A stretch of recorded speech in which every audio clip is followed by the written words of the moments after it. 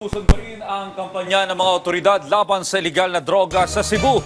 Kasunod na rin ito ng pagkakasabat sa hinihinalang shabu na nagkakahalaga ng 170 million pesos.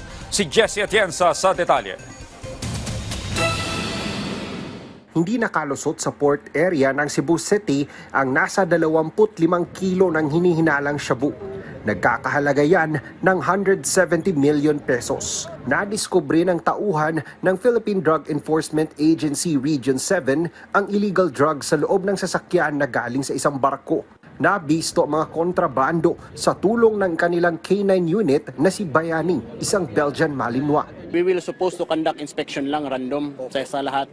And then napansin namin na the driver of this vehicle is trying to lalaya sana ba.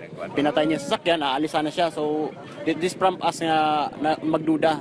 So pinahinto namin siya, pinabuksan namin sa sasakyan. We ran the K9 sweeping and then the K9 detection dog. Parang uneasy siya sa karton na yan which was placed on the passenger side sa likod. Nung inano yung aso, so pinalabas namin. Nung pinalabas namin yung karton, tinupuan siya ng aso. So that prompt us na buksan yung kasi may indicator na eh. Arestado ang mag-ina sakay ng sasakyan. Nakuha rin sa kanila ang cellphone at mga ID.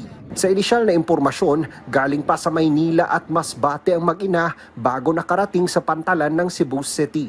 Kini kadaghan pwede dilipod nato siguro i-discount nga talig na ay kuan po dani intended for other neighboring areas. But considering nga diri nato na dakpan, so most probably market-wise makita nato nga for kuanis kanang usually sa cities. Na-comment no PDEA. I don't think nga intended rin siya for Cebu City. Kaya nga itong port, kumpleto man itanan. Padong Luzon, padong Visayas, padong Mindanao. Magsasagawa ng mas malalim na investigasyon ng PDEA Region 7 kaagapay ang iba pang mga law enforcement agencies para masuri kung sino ang supplier at kung saan dadalhin ang mga nasabat na kontrabando. Mas paiigtingin naman nila ang pagsuri sa lahat ng mga kargamento at mga sasakyang dadaan sa mga pantalan. Mula sa PTV Cebu, Jessie Atienza para sa Pambansang TV sa Bagong Pilipinas.